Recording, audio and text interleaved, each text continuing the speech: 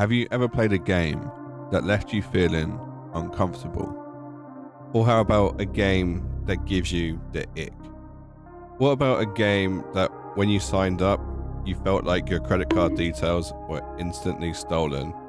Or a game that just by loading it up, you are now potentially on an FBI watch list? In today's video, I'm going to venture further down the rabbit hole and explore some more creepy and disturbing MMOs.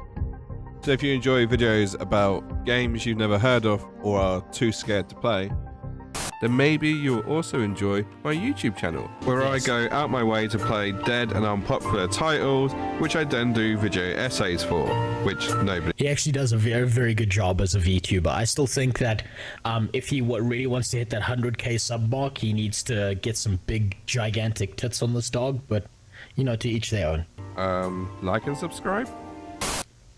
I stand by that statement. So the intro out the way, and a quick note to say that things might get a little bit uncomfortable around here, so some viewer discretion might be advised, although it is just a video game. Let's see what the first MMO has to offer. Also, shout out to my Patreon and YouTube members, because your hard-earned cash paid for this artwork, which I'll probably never use again. Big, fat, juicy, jiggly titties. Active Worlds is a social MMO released back in 1995. It was created during a time where the internet seemed a lot more ambitious. Players have the ability to create their own little world, which they can share with the wider community. In that world, they can interact with emotes, voice chat, and of course text chat. They even had fully customizable avatars. These worlds allow creators to integrate pictures, videos, music, and even webcam. Think MySpace if it was a video game. So why is it on the creepy list? It originally caught my eye a few years back when it was the subject of a haunting tale. A small YouTuber by the name of VineSauce was visiting Active Worlds and was supposedly the only player on the server when an NPC started speaking to him.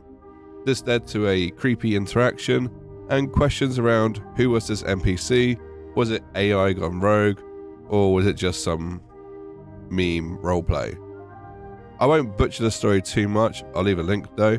But either way, Active Worlds is known for not being very active, so I decided to explore. It was surprisingly easy to install Active Worlds, but what was more surprising was the fact that it had mentioned to the year 2025 on the front page, which means the game can't be that abandoned.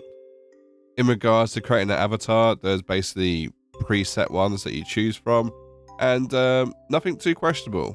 There was obviously the school shooter looking guy, a very 90s looking cowboy, but otherwise it was pretty tame. Once I'd selected my character, I was asked to download the game, and I was just thrown straight in. I gave it a minute to load everything up, but it was fairly quick, and then I was greeted with a man standing on my shoulders apparently. I did try to greet them, but they weren't interested. So fuck you, Radboy12345. I played around with the character creator a bit, but I couldn't really do anything too spectacular, and I know what you're thinking. Really? Man of your talents? I found some other players who were seemingly loading in just like me, getting ready to go explore, and that's when I noticed the left hand side, the worlds list. All these places were available for me to visit. So where better to start than the most popular one, Sonus Prime, with 7 people.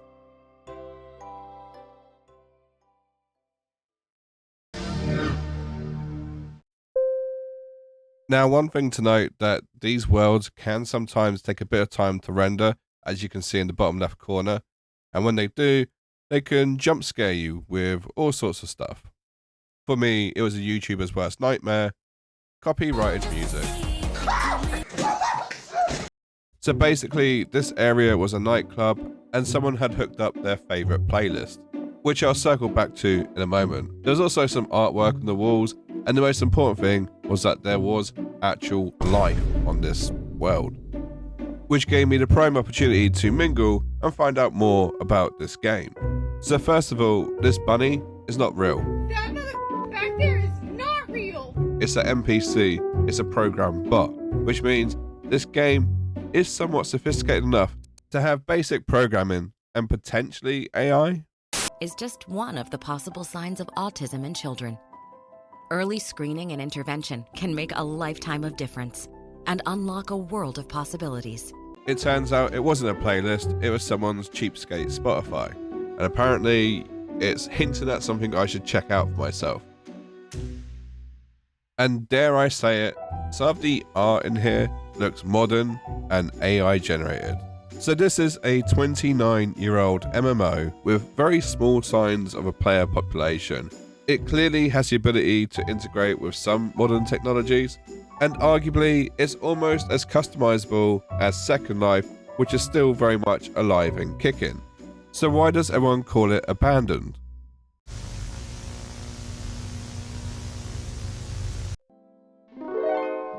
Under the advice of my fellow partygoers, I decided to go to America.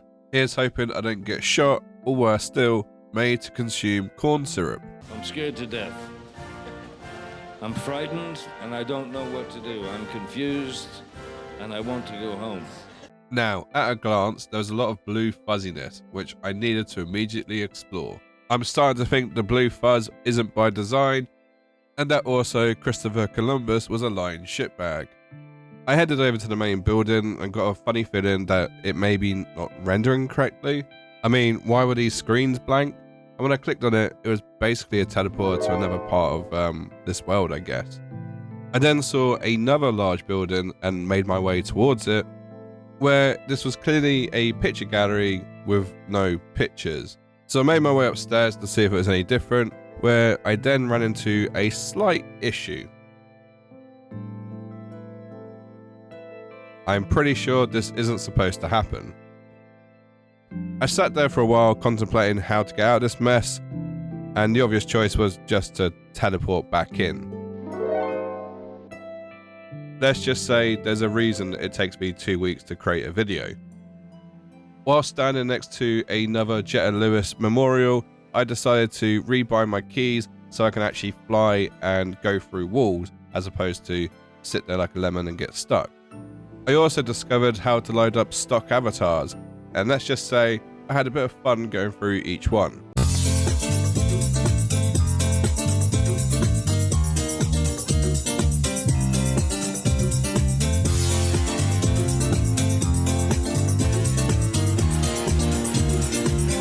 It looked like the whole point in this world was to basically recreate America. So naturally, I went to the one place of historical culture in America, Area 51. And who's to say that Area 51 does not indeed look like this? I'm certainly not going to say it.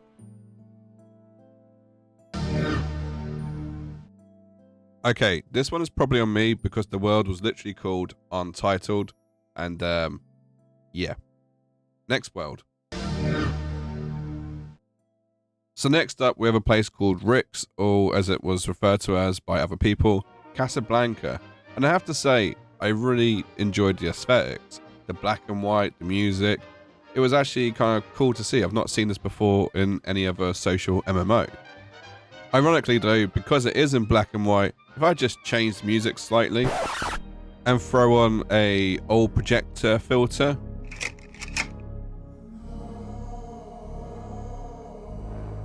there we go, perfect level of creepy. You're welcome. But no, generally I really like this place. Next up was Meadowplex, which took a while to load, and when it did eventually render, it was a horrifying throwback to the early 2000s. Look at some of these icons. Honestly, scary. More spooky than that was the Horizon, which was a web page which failed to load.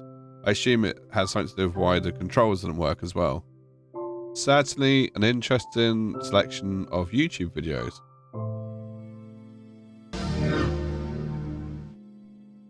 Earwax World sadly didn't live up to its name, and I felt underwhelmed at the lack of earwax. It was, however, one of the biggest worlds I had come across, and to be honest, you can tell the owners had been working on this for years. Essentially, I was getting the impression that this was like a adult version of Minecraft, and everyone was just trying to create a space which would be cool to hang out in. And that's when I came across something which I really didn't expect to see in a game like this. A reminder that it's not just game titles that can die. Now, it's not unusual to recognize when someone passes away in a game. You see it all the time in big MMOs where they might do like a parade or maybe build a statue.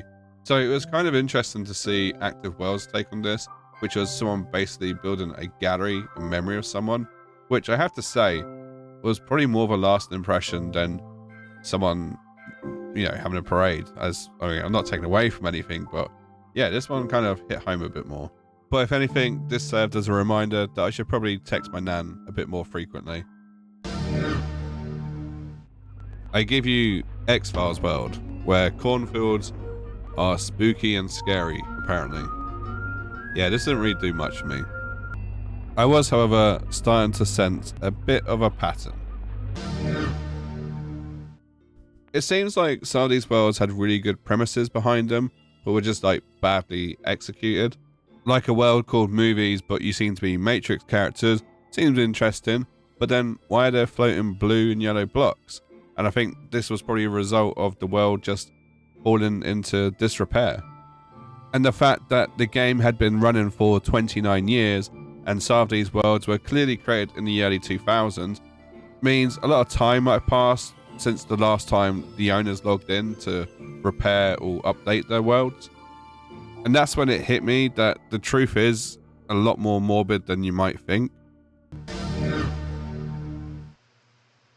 Welcome to Jesus is God TV. I don't know what it is, but I find when religion combines with computer games, it just fascinates me.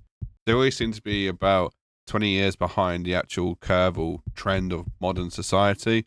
I don't know why that is.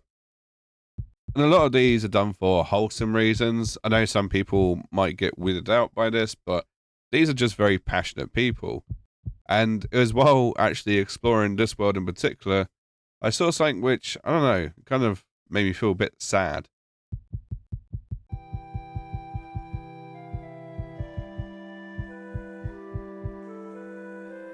At this point, I had gone to about 6 or 7 different worlds, and this was the 3rd memorial I'd come across.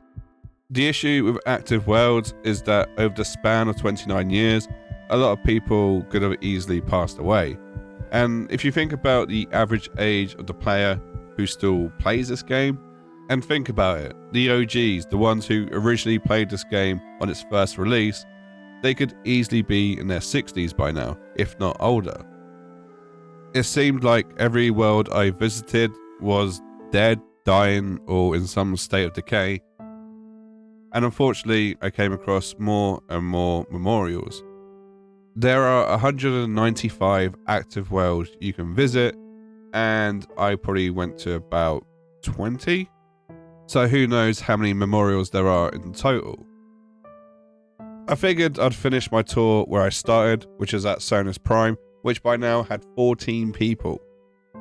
I did ask about the memorials and as to why there were so many, and someone rightly pointed out that some memorials are back from the original days in 1995. So it kind of makes sense that there are that many spanning over the years if people have been doing it since day one. But I think all in all, it being a social MMO, there's just a strong community feel, which was also one of the reasons given. And I have to say, as far as first impressions go, the community was very wholesome, is very welcoming, and they've got good banter between them. So shout out to the guys in Sonus Prime who helped answer some questions I had. So why is Active Worlds on the creepy list, you might be wondering? Well, it simply comes down to this. It probably has one of the highest mortality rates for a MMO. And I'm basing that on the population of Active Worlds versus the ratio of deaths. What Active Worlds is going through now is something that WoW and RuneScape might see in the future, which is where the game starts to outlive its player base. And to me, that's kind of a creepy thought. Personally, I'll give it about 1.5 out of 5 on the creepy list. And on that depressing thought, I'm going to leave you with this. I 100% will outlive ESO. That game is dying. Oh my god. So let's talk about a little game called Furcadia, which was released all the way back in 1996, which is disturbing to think that some of you watching this video weren't even alive back then. Furcadia actually holds a Guinness World Record for longest running social MMORPG. What's truly amazing is that since 1996, it looks like they failed to update their website. Sadly though, it still runs better than my own website, shameless plug. But if you haven't worked out what Furcadia actually is yet, it's essentially a furry social MMO, sort of like Habbo Hotel, but with people dressed up as pony men. At this point, you're probably wondering, why am I kink shaming furries? Are they really that creepy? Honestly, it's more about the game than it is the aesthetics, but rather than talk about it more, let me just show you. So first up, I had to register for an account before I could download the game. Interesting enough, there's a minimal age of 13, which I'm not too sure how I feel about this sort of game being available to such young and impressionable minds, but at the end of the day, it's probably less dangerous than going to school in America. My antivirus seemed to disagree with that statement though, thinking that this was indeed something suspicious. It's too late to go back now though, Mr. Antivirus, it's too late. As you can see, it installed without any issues whatsoever. Cut that bit out please. Ah, perfect. And now to create my character, which interestingly enough, you do in your browser. Viewer discretion is advised at this point. I was somewhat taken back by my initial first impression. Oh no. Oh no.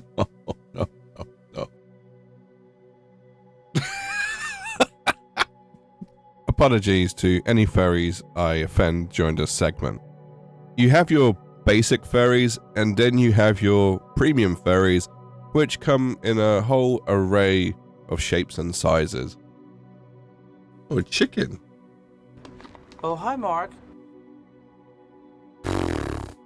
Oh, beach ball. Well, now I've seen everything. That is the ultimate option there, really, isn't it? What is quite interesting is that you have the option to buy an avatar for 1 year or for life. And the price for life is quite expensive. Although technically, if you did buy one of these back in 1996, you probably got your money's worth. But as committed as I am to exploring dead MMOs and just the downright creepy ones, I wasn't committed enough to put my credit card details into this website. So, apologies, but I'm going for basic bitch avatar. You do have an option to write a description about your character, although I just let it write it for me. It looks about as accurate as ChatGPT. Anyway, enough horsing around, it was time to jump into Furcadia. Now, I'll give credit where credit is due. To my surprise, this game loaded up with no issues. But at first glance, this is the most scuffed UI I've ever seen for a game. I don't understand the window in window, and worse still, I can't change this. One of the tabs allowed me to teleport to a new area, which was all well and great, but it looked about as dead as the last one I was in. I decided to try my luck again and re-roll to a different room, which took me to Furcadia Nights, a 18+ adult chat room. And immediately I could see two other players lounging around on pillows, so this place had potential. Right-clicking their name gave me a few ways to interact with them, and whilst going down this list, I noticed the description for Furcadia Nights, and it was quite spicy. Welcome to Furcadia Nights, a city of exotic delights. This is an adult 18+ environment for sexual content and crude language. Children under 18 or anyone playing a character under 18 are not allowed here. Use F3 to move between multiple points around the dream. So I did just that and started looking around and exploring Furcadia Nights. And it definitely seemed like the place to be. There were players all around me, although none of them seemed to be moving or really doing anything. And the chat box, even though there was this many people here, was just dead, which made me start to question if these were even real people. Maybe they were bots, or maybe they were just all AFK at the same time. Like Arabian days, more often than not, are hotter than hot in a lot of good ways. Arabian Nights, the Arabian mood. Sorry, I might have got a bit carried away though. Initially, I was going for the angle, all game creepy because it has furries and sex dungeons, but in actual fact, it was creepy because there were just players not interacting. I mean, unless there was some random voice channel I just couldn't see, but no one was moving either. And I actually logged on a couple of days in a row, and some people hadn't even moved from the same spot they were in when I last saw them. Even the pop-out chat claimed to have many users, but when I clicked into the channels, there was seemingly no life. I started to explore the smaller chat rooms, which are basically clubs, and there was a whole spectrum of different themes. You had your lesbian bars, you had your feral bars, and of course, let's not forget the barefoot bar. The Disco Carnival Resort, the one I'm showing now, seemed to make me a smaller version of myself in a child's play area, so yeah, it creeped me out a bit if I'm being honest. I do feel like I was missing some key component here, because when I clicked on some of these player profiles, the ones who were just standing still doing nothing, they were quite detailed, and I mean detailed. Honestly, I don't know what I should blur and what I shouldn't blur. I mean, what even is extreme pregnancy? I just imagined a pregnant woman on a BMX. In summary, it's a very niche social MMO back from a time when people went to the internet to be niche and social. Is it creepy? 100% yes. Is it because it's filled with furries? No, it's just all the other stuff in between that. Put it this way, if you play a game which you can't openly admit to, then there's probably something wrong with that game. And for Furcadia, I'll give it about 2 out of 5 on the creepy scale. Sociolotron is by far the most hardcore sandbox MMORPG ever created. And it really did take the expression, play your own way, to the next level. It had PvP, politics, come in the name of peace. And what it's most famous for was its mature content. It was based in a post-apocalyptic world hundreds of years in the future where oil had pretty much ran out and resources were scarce and people relied on trading commodities to get items. This included trading sex. It was developed and hosted by one person and released back in 2005. It was even rumored that the creator himself oversaw all the subscriptions and managed them personally. Even with its reputation of being such a hardcore MMO, it pretty much flew under the radar and not many players or even news sites knew about it, apart from a few science papers where it was used as a talking point in regards to how far players would go when there are no limits. So what's so special about Sociolotron that made it so creepy and frowned upon? It was considered a 18+ adult MMORPG, and players could have sex with other players and of course NPCs. Over the past 3 years, Sociolotron SM has evolved into a multiplayer game with 100 to 200 simultaneous players online at peak times.